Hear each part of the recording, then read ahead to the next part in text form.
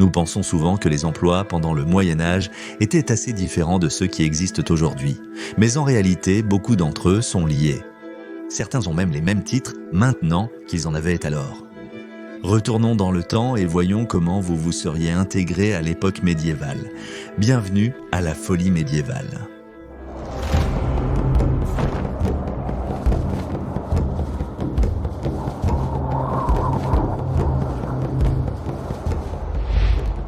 Charpentier. Au Moyen-Âge, les charpentiers étaient considérés comme des ouvriers d'élite, hautement qualifiés et utilisant l'un des plus anciens types de matériaux de construction. Au Xe siècle, avec la stabilisation et l'expansion des villes, des guildes de charpentiers ont été créées, marquant le début d'un âge d'or pour les travailleurs du bois grâce à une formation d'experts. Les maîtres charpentiers étaient souvent retenus par la royauté, les nobles et l'Église, car des pièces de menuiserie exigeantes étaient des nécessaires dans les châteaux, les domaines et les cathédrales. Seuls les meilleurs artisans étaient choisis, car l'ameublement de ces bâtiments n'était pas seulement fait à des fins pratiques et décoratives, mais aussi pour démontrer la richesse et le statut à tous les visiteurs. Les guildes décidaient des règles à suivre par tous les membres afin d'encourager une concurrence équitable. Ceux pris en flagrant délit de violation des règles étaient condamnés à une amende, mais tout membre malade était financièrement pris en charge. Les guildes soutenaient également toutes les veuves et les orphelins des associés qui étaient en difficulté économique et payaient souvent pour la construction d'églises ou d'écoles dans leur ville. Les apprentissages en menuiserie étaient très recherchés et l'inscription pouvait coûter aux familles des sommes d'argent très importantes car il fallait entre 5 à 9 ans pour devenir compagnon. Une aptitude pour les maths était nécessaire pour l'utilisation correcte d'une boussole, d'une équerre et d'une règle. Le coffre de maître viking du XIIe siècle contenait certains outils médiévaux que l'on pense avoir été utilisés par un charpentier tels qu'un vilebrequin, une scie, une gouge, un ciseau et une herminette. Ce n'est qu'après avoir prouvé son aptitude technique avec ces outils qu'un apprenti pouvait atteindre le poste de maître et monter son propre atelier. On pourrait soutenir que beaucoup des outils utilisés à l'époque étaient assez basiques en comparaison de ceux utilisés aujourd'hui. Mais il suffit de regarder les beaux exemples de travail exposés dans les cathédrales et églises médiévales à travers l'Europe pour apprécier le talent des ouvriers qualifiés. Les maîtres charpentiers sont toujours autant demandés aujourd'hui qu'ils l'étaient au Moyen-Âge et peuvent gagner des salaires élevés tout comme ils le faisaient à l'époque. Architecte. Très demandés pendant le Moyen-Âge et payés en conséquence, ils étaient nécessaires pour leur connaissance en construction, pour la construction des villes médiévales en constante expansion. Les styles architecturaux ont connu des transitions à travers l'Europe pendant les 1000 ans d'histoire du Moyen-Âge. La période initiale a connu l'architecture romane, suivie du gothique durant le Moyen-Âge et le gothique flamboyant plus tard. La guerre était répandue en Europe et de nombreuses structures comme les villes, bâtiments et châteaux ont été construits dans cette optique, principalement comme forme de défense. Certains architectes étaient exécutés si un château ou une ville était conquise. Après tout, voir ces défenses capturées par l'ennemi était un échec pour tout architecte. Mais évidemment, les bâtiments religieux sont restés à l'avant-garde de l'architecture pendant tout le Moyen-Âge. L'accent a été mis sur le raffinement du design de la cathédrale gothique. Les rendre suffisamment vastes pour atteindre Dieu et célébrer sa force et sa grandeur a toujours été une priorité absolue. De nombreuses cathédrales célèbres comme Notre-Dame de Paris et la cathédrale de York dans le nord de l'Angleterre ont pris des siècles à construire, ce qui signifie que l'architecte serait mort bien avant leur achèvement, les constructeurs se basant sur les plans et les dessins qu'ils avaient laissés derrière eux. Les planificateurs d'aujourd'hui sont plus susceptibles de concevoir des lotissements plutôt que de grandes églises, mais ils devront toujours avoir des compétences avancées en mathématiques et en design, ainsi qu'un esprit hautement créatif. Serrureria. Mentionnée dans l'Ancien Testament, la serrurerie est l'une des plus anciennes professions de l'histoire. Les premières serrures, en bois, étaient grandes et maladroites, avec des goupilles actionnées par une clé en bois, contrairement aux serrures métalliques actuelles. Au début du Moyen-Âge, de simples serrures à verrous en fer étaient utilisées en Europe et en Asie, mais ont radicalement changé en termes de fonctionnalité et d'apparence au cours de la période médiévale, alors que des designs plus ornés émergeaient de meilleurs métallurgistes. Les serruriers sont devenus essentiels à la sécurité des châteaux. Fournir des serrures résistantes au crochetage ou au dommage était une compétence très demandée. Les membres du métier étaient formés en privé au sein de leur guilde afin que le secret de leur technique reste protégé. Ils étaient très appréciés au sein de la société médiévale et gagnaient des salaires élevés. Plutôt que de créer une serrure impénétrable pour des menottes de donjon, les serruriers d'aujourd'hui sont plus susceptibles d'aider quelqu'un qui s'est enfermé hors de sa maison, ce qui en fait des membres nécessaires, c'est ça, et appréciés de notre société. Apothicaire. Au Moyen-Âge, pour obtenir des médicaments, vous pouviez cueillir vos propres herbes, aller au monastère le plus proche avec un herboriste ou visiter l'apothicaire en ville. Les rôles d'herboriste et d'apothicaire étaient assez similaires pendant le Moyen-Âge. Le rôle d'herboriste était généralement assumé par des clercs, et l'Église fournissait généralement un petit lopin de terre qui pouvait être cultivé par l'herboriste lui-même ou par un personnel composé soit de leurs frères religieux, soit de paysans qui pourraient être payés un petit salaire. Les moines sollicitaient fréquemment une modeste offrande pour leur préparation, malgré leurs vœux de pauvreté. Toutefois, pour ceux qui en avaient les moyens, l'apothicaire pouvait facturer le prix qu'il souhaitait.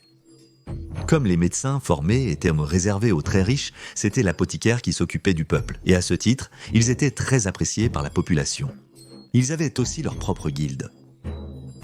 Ils consacraient tout leur temps à l'art de la guérison en utilisant des plantes médicinales, des herbes et des racines. Plantés dans leur jardin, ils entretenaient leurs ingrédients aux propriétés curatives naturelles. Certaines devaient être combinées à d'autres composants pour les résultats voulus. Ces mélanges d'ingrédients étaient appelés composés. Les ensembles d'un seul élément étaient nommés simples. Beaucoup de plantes devaient passer par divers processus tels que le broyage, l'ébullition ou le séchage pour fonctionner correctement, rendant une forme de laboratoire essentielle. Certains apothicaires vendaient également des épices. Les herboristes, comme les apothicaires, ont passé des années à étudier leur métier. De nos jours, les pharmaciens sont aussi chargés de fournir les bons médicaments à leurs patients.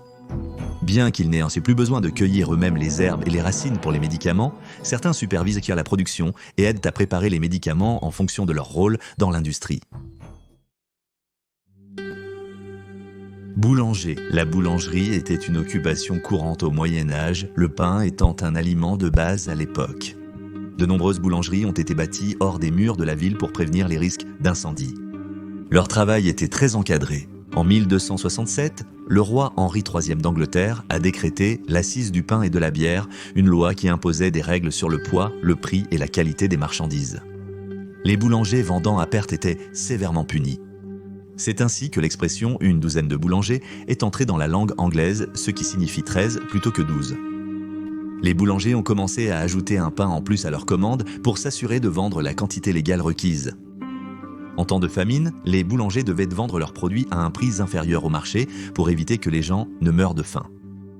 Les guildes existaient depuis aussitôt que 1155 à Londres. Ceux qui étaient assez bons et assez chanceux étaient employés par la royauté ou les nobles et avaient la sécurité de la vie à l'intérieur des murs du château, travaillant avec les cuisiniers et les chefs pour préparer des repas riches et de grands festins. Les boulangers modernes travaillent dans divers contextes, des restaurants aux petites boulangeries, mais partagent toujours les heures de travail difficiles de leurs ancêtres médiévaux, commençant souvent au milieu de la nuit. Avocat, au fur et à mesure que le Moyen-Âge progressait, les lois devenaient plus importantes et plus clairement définies. Avant le XIIIe siècle, les prêtres interprétaient ces lois dans la ville de Londres, mais en 1234, le roi Henri III a décrété que cela n'était plus légal dans la ville. Ainsi, à la fin du Moyen-Âge, un groupe distinct de barristers éduqués a été créé. L'un des moments les plus importants dans le droit anglais et gallois a été la création des 4 Inns of Court, qui étaient en haut situés près des tribunaux de Westminster, mais en dehors de la ville, dans le hameau de Holborn. Dans les années 1450, un barrister était un apprenti en droit et il y avait environ 1000 de ces apprentis au sein des 4 auberges. De nos jours, on les qualifierait de conseillers juniors. Les conseillers seniors étaient reconnus sous le nom de chirurgiens en droit, mais il y en avait probablement moins d'une poignée dans les auberges. La journée de travail de l'apprenti commençait avant qu'il ne fasse jour, car les tribunaux de Westminster Hall commençaient à siéger à 8 heures du matin et ne duraient que 3 heures. Aucune des audiences n'a reçu de créneau horaire spécifique car les affaires étaient attribuées sur la base du premier arrivé, premier servi. N'ayant que peu de temps pour se préparer, un avocat se concentrerait sur le développement de sa compréhension du droit, affinant sa capacité à penser rapidement en un instant et à réagir rapidement à tout argument juridique imprévu. Il devait protéger les chances de son client à tout moment. Les avocats ont été très respectés au Moyen-Âge et ont fondé de nombreuses lois que nous observons encore aujourd'hui. L'adhésion à une auberge reste indispensable pour qu'un étudiant puisse devenir avocat. Boucher. Comme les boulangers, les bouchers étaient réglementés par la loi. La vente de morceaux de viande inférieure et la fixation du poids entraînaient de lourdes pénalités. Les bouchers pouvaient être traînés dans la rue et recouverts de fumier, forcés de boire de la bière aigre et mis au pilori pour que les habitants puissent aller leur jeter de la nourriture pourrie et des pierres. Pour les pauvres, la potée, un ragoût épais fait de légumes et de céréales, était un aliment de base. Pendant le bas Moyen-Âge, la viande était réservée aux nobles fortunés et à la royauté. Mais à la fin de cette période, les classes marchandes émergentes s'étaient établies et les villes attiraient de plus en plus de vendeurs spécialisés. C'est un mythe que la viande rance était fortement épicée pour masquer le goût. La viande était un produit de luxe et assez cher, mais les épices l'étaient encore plus. On ne mangerait jamais de viande avariée par crainte d'intoxication et on ne gâcherait pas d'épices chères sur une telle viande.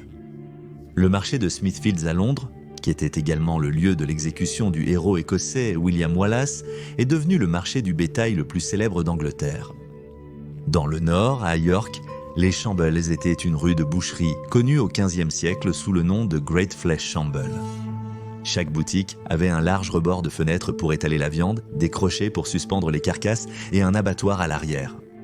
Les bâtiments étaient en saillie pour que la viande soit protégée du soleil direct, et un canal courait au centre de la rue pour que les bouchers puissent se débarrasser du sang et des abats. Grâce à leur guilde et leur connaissance en anatomie, les bouchers ont gagné en respectabilité. Mais ironiquement, beaucoup étaient également considérés comme un peu douteux. Et compte tenu des conditions insalubres dans la plupart des villes et villages médiévaux, ce n'est pas vraiment surprenant. Nous devons être reconnaissants pour nos lois actuelles sur la sécurité alimentaire et l'hygiène. Merci d'avoir regardé cet épisode de Folie médiévale, j'espère que vous avez appris quelque chose. Abonnez-vous pour voir plus de vidéos hebdomadaires. Santé!